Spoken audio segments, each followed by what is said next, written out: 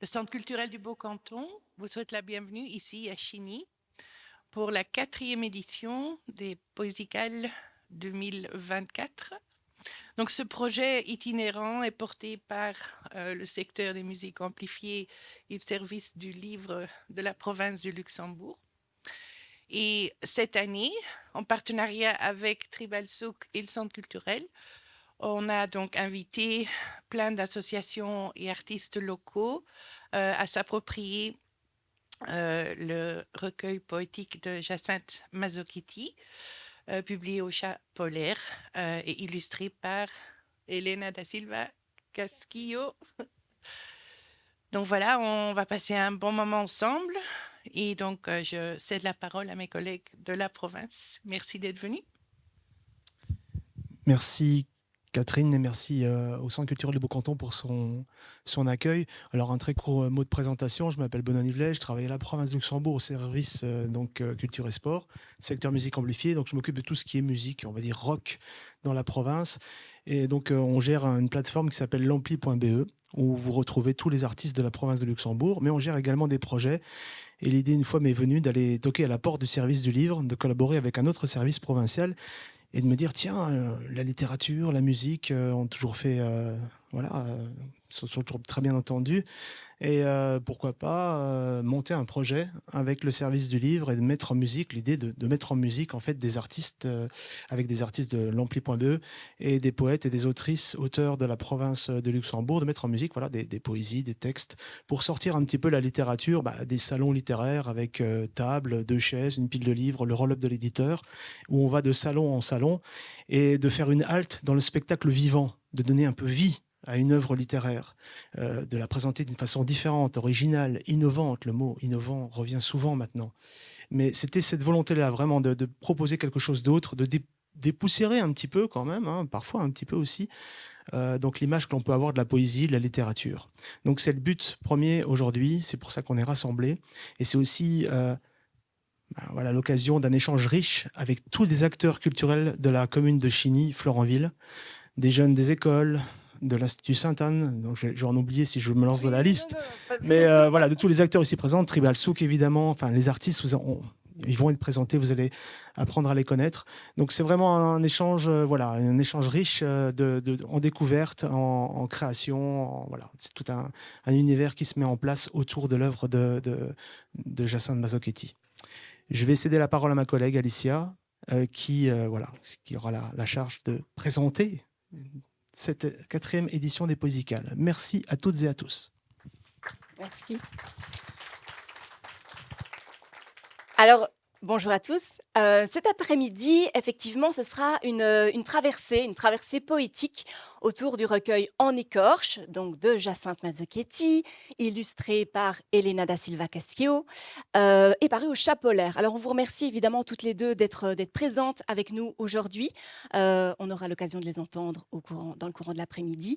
Et on remercie aussi la maison d'édition qui n'a pas pu être présente avec nous, mais qui nous a permis d'utiliser les différents textes et de reproduire les dessins pour mettre en place cet événement. En écorche, c'est une écriture poétique engagée, vous allez le voir, vous allez le sentir, le ressentir peut-être, qui porte un regard lucide sur notre monde moderne, contemporain.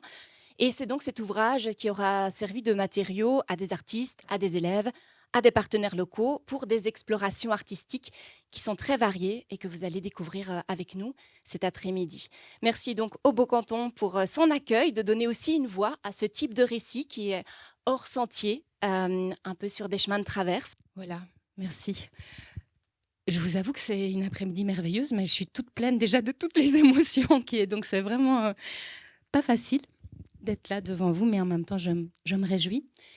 Et en plus, je me suis donné un petit défi parce que je vais vous proposer un texte qui est le début d'un travail sur lequel je suis, qui est une fable éco-poétique qui s'intitulera « Au-dessus des marécages, les oiseaux ».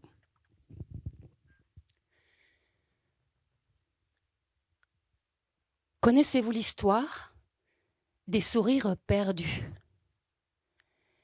des enfants qui ne parviennent plus à rêver, que ce que nous sommes, que nos gestes, que nos silences, que nos discours vides ne fabriquent plus rêve. Connaissez-vous l'histoire des sourires perdus, des enfants qui ne parviennent plus à respirer au sens propre comme au sens figuré, quand les tombeaux à ciel ouvert et les larmes de nos âmes dispersées. Je suis poussière, mon enfant, qui tourne autour de tes sourires. Les ombres de tes nuits m'assèchent et la terre aride n'est que de fissures en attente d'un fil de lumière. Trou noir sous tes yeux crève de ne pas pouvoir se fermer au rouge vif des feux de forêt. Et le lit des fleuves assoiffés, les cailloux sous nos pieds, et ton corps brisé de chaque souffle, et la vie ravagée, et la plainte incessante, le mugissement sourd dans ta tête, dans ton cœur, tambour, hurlement, cri, tambour, hurlement, cri, tambour, hurlement, cri.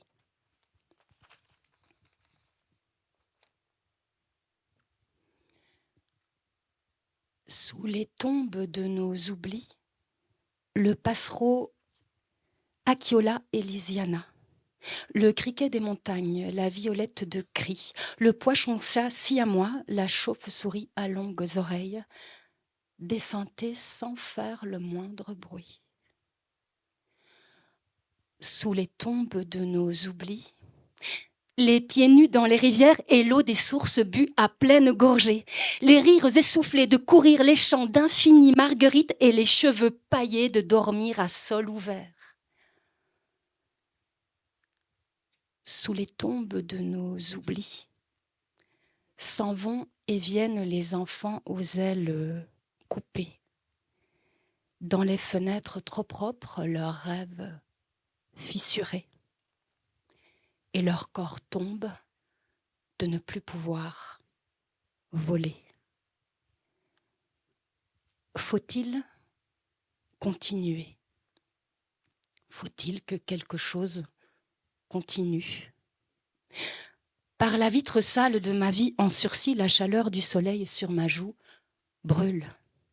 Lève-toi, cours à bout de souffle, cours sans te retourner, que ton cœur cogne, que le sang afflue et te crie vivante. Faut-il continuer? Ma tête se baisse, mes os s'affalent, le poids de granit, de roches saccagées. Faut-il que quelque chose continue?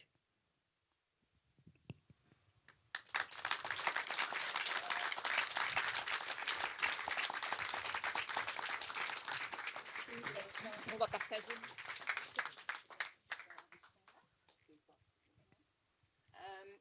Peut-être, Jacinthe, merci beaucoup.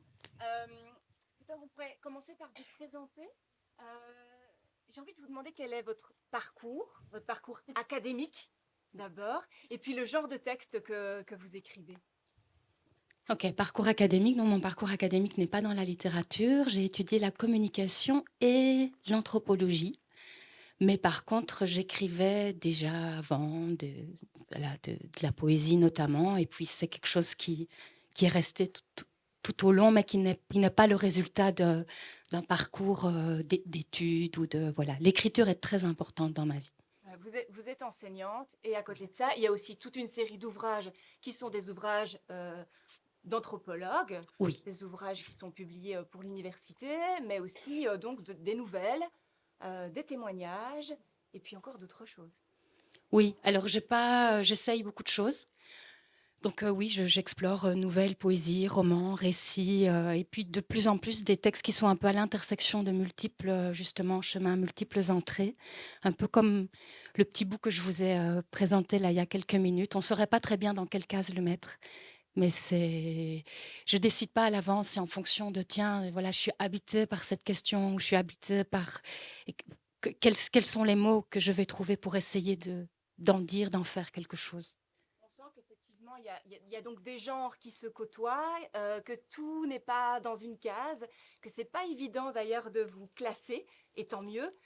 Mais vous étiez en classe de secondaire mercredi en 4e et vous disiez aux élèves, c'est vrai que ce que j'écris, c'est pas très très drôle. Je suis traversée dans mon œuvre par une certaine forme de violence, Mhm. dans toute mon œuvre. Bah oui, je pense que c'est pas une surprise avec ce qu'on vient déjà de vivre qui était. Oui, je suis quelqu'un de très sensible qui a un regard très. Je crois que c'est lucide. Je crois que alors on pourrait être lucide aussi dans la beauté, mais lucide en tout cas. Je suis. Enfin voilà, j'ai l'impression que les choses, elles me rentrent dedans, elles me traversent. Et par ailleurs, par mon métier d'anthropologue, je suis amenée aussi à. Moi, je travaille sur les questions pas faciles, l'exil, la précarité, les violences de genre, tout ça. Donc, je suis amenée quand même à entendre beaucoup, beaucoup de choses. Et c'est là, à un moment donné, il faut que ça sorte d'une manière ou d'une autre. On reviendra évidemment sur le recueil En écorche, mais on en parlera plutôt en toute fin d'après-midi, en conclusion, tous ensemble, et puis vous aurez peut-être vous aussi envie de réagir. Je voudrais revenir vraiment sur ce que vous avez proposé là, parce que vous auriez pu rester assise à votre chaise, profiter simplement du spectacle. Il n'y avait pas d'obligation en fait à prendre une place en tant que démarche artistique. Pourquoi vous avez voulu être partie prenante de cet après-midi ? Écoute, c'est une bonne question parce qu'au début, moi, j'ai cru que c'était pas tellement, que j'avais pas tellement le choix. Mais En fait, on lui a dit. parce que des premières réunions, donc toi tu feras ci, toi, tu feras ça. Mais c'est merveilleux, je suis très contente. Après, j'avais peut-être pas mesuré la charge émotionnelle et donc que c'est, enfin, je reçois énormément vous me donnez énormément là, c'est vraiment magnifique quoi. J'ai juste envie de pleurer tout le temps. Et donc après, proposer aussi autre chose. Après, c'est une belle occasion aussi, voilà, d'être là aussi, moi aussi, de me mettre en fragilité devant vous, parce que je trouve que vous me faites des cadeaux merveilleux. Vous vous mettez aussi tous et toutes en fragilité, en quelque sorte, devant moi, quoi. J'imagine que ça ne doit pas être facile non plus. J'ai déjà eu l'occasion, moi, de faire des lectures théâtrales, notamment pour des amis, etc. Et quand on sait que la personne est dans la salle et qu'on doit interpréter son texte, on est quand même un peu...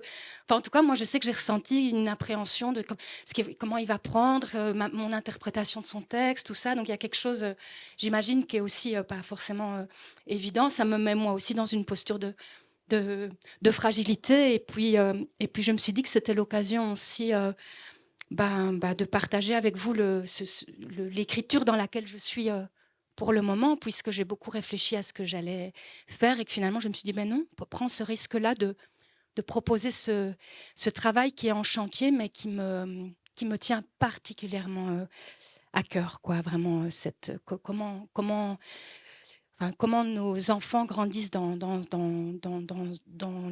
un monde qui est aussi ce monde au niveau des questions notamment climatiques, qui est un monde très angoissant. Comment on fait avec ça? Comment on trouve du sens? Voilà, c'est vraiment ce qui est là dans le creux de mon ventre pour le moment. Et voilà. Merci beaucoup, Jacinthe. Merci, on vous retrouve tout à l'heure.